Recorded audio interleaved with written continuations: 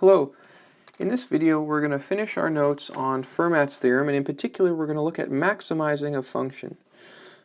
So clearly the maximum must occur either at the endpoints or on the interior. If you remember from the extreme value theorem, as long as you have a continuous function in a closed interval, you're going to have a maximum somewhere, and the maximum is either going to happen at the endpoints or on the interior. Now if it's at the endpoints, there's only two endpoints and we can check them.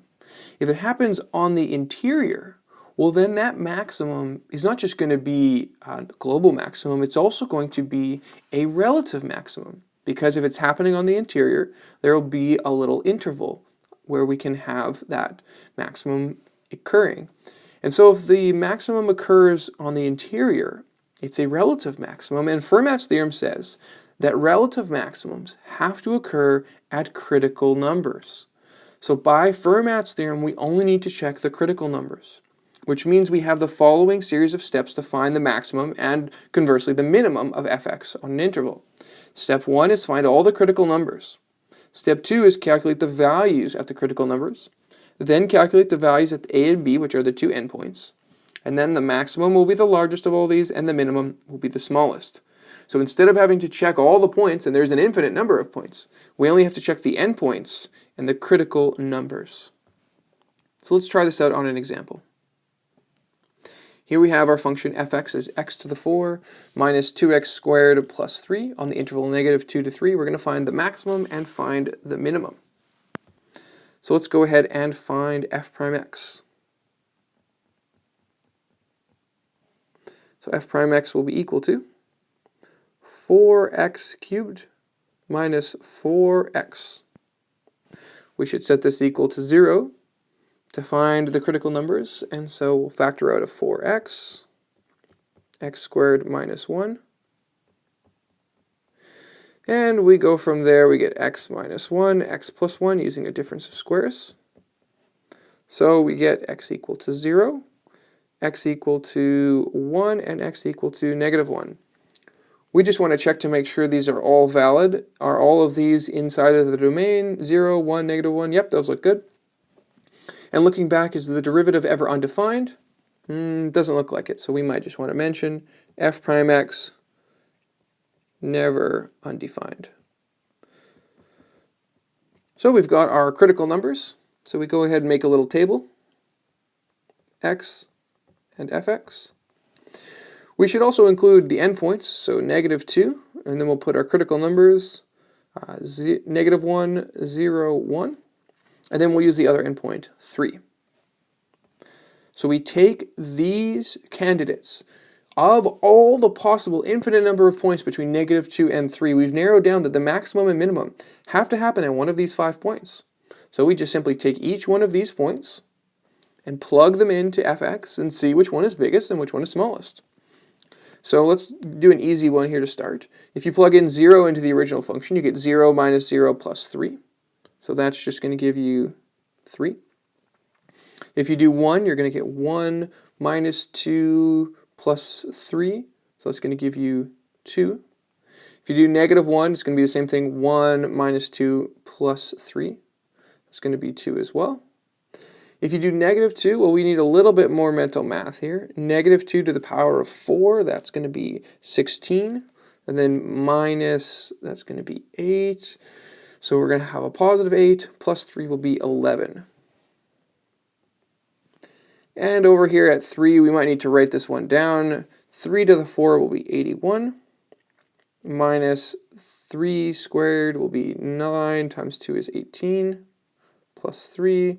So that's going to equal 66. So very clearly, we can see this right here is the max. And over here, this and this, these are the min. So the minimum happens twice, and the minimum value is 2. Now I'll show you on Desmos this graph so we can visualize what happened. So we can see here the graph. When we go on the left endpoint, we have negative 2 and 11. Then it drops down, and we get ourselves, if we look, 3 critical points, one at negative 1, one at 0, and one at 1. the two little values at -1 and 1 end up being the absolute minimums. But the relative maximum that happens at 0 is not actually the biggest point. It's a little hill, it's a relative maximum. But the absolute maximum is very clearly over on this side. We have to go all the way up to 3 and 66. And so we can see to find that absolute maximum that happened over on the right and that find the minimum, we only need to check the critical points and the two endpoints. The rest of the graph is certainly interesting, but we didn't need to know anything about the rest of the graph to find the absolute maximum and the absolute minimum. Let's do another example. So this time we have a rational function. We have f(x) being 4x over x squared plus 4 on the interval -1 to 4. We're going to find the max and the min. So step 1, we've got to find that derivative.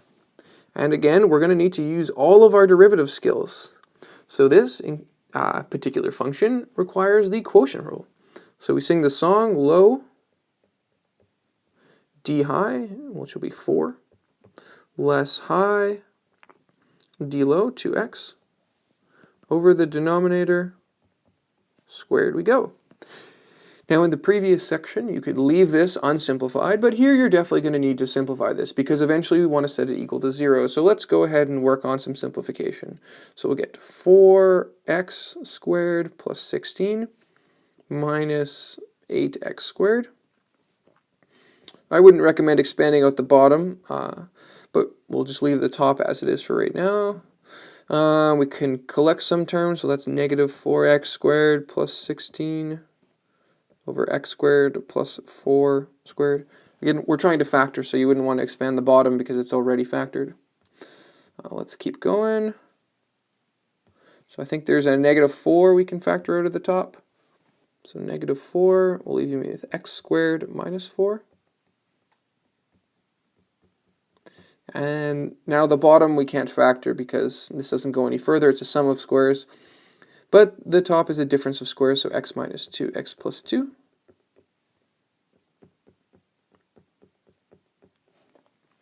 All right, so we're looking for this thing to be equal to 0. Well, whenever a fraction is equal to 0, it means the top has to be equal to 0. So therefore, we'd get x equal to 2 and x equal to -2 as our two critical numbers. This gets rejected because if you look back at that domain, this is outside of the domain. So we reject that critical number, but we keep this one. So we've got just one critical number.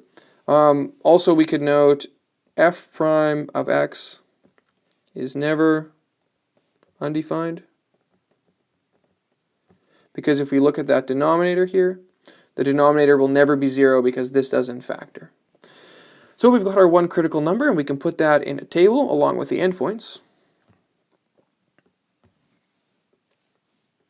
So we've got x, we've got fx. The endpoint was -1, then we had a critical number of 2, and then the other endpoint of 4. So we need to plug those in. I'll just write our function again for reference. So fx was 4x over x squared plus 4. We need to plug in those values. So when you plug in -1, you're going to get, well, -4 on the top. And in the bottom, you'll get 5. So -4 over 5. When you plug in 2, you're going to get 8 on the top. And then you're going to get 8 on the bottom. So you'll get 8 over 8, which is a 1. And when you plug in 4, you're going to get 16 over 4 squared will be 16 plus 4 will be 20. So 16 over 20, we can reduce that to 4 over 5. So again, we just look at these and identify which is the biggest point. This one. This is the max. And we look at them, which one is the smallest? Well, the -1. So this is the min. And there you have it. Maximum and minimum of the graph. Again, we'll look at Desmos just to confirm our understanding here. So here we have our graph, a little strange looking, but you can clearly see there's a horizontal tangent line. We have a critical number at x equal to 2. And then we can see that that gives us the relative maximum, but also the absolute maximum. Over here, though, at the two endpoints, we have the value on the one side of negative 0.8, which is the same as negative 4 over 5. And here we have positive 0.8, so positive 4 over 5. So the left endpoint gives us the absolute minimum. This interior point gives us the absolute maximum, and the other point is just a bit of a waste. But again, we only had to check 3 points to absolutely ensure that we had the maximum. There was no need to check over here, to check the intercepts, or to check any of these other points. We only had to check the critical number and the 2 endpoints. So for homework, try some questions on page 283, number 47 to 61. These will help you practice maximizing a function. Thanks for watching.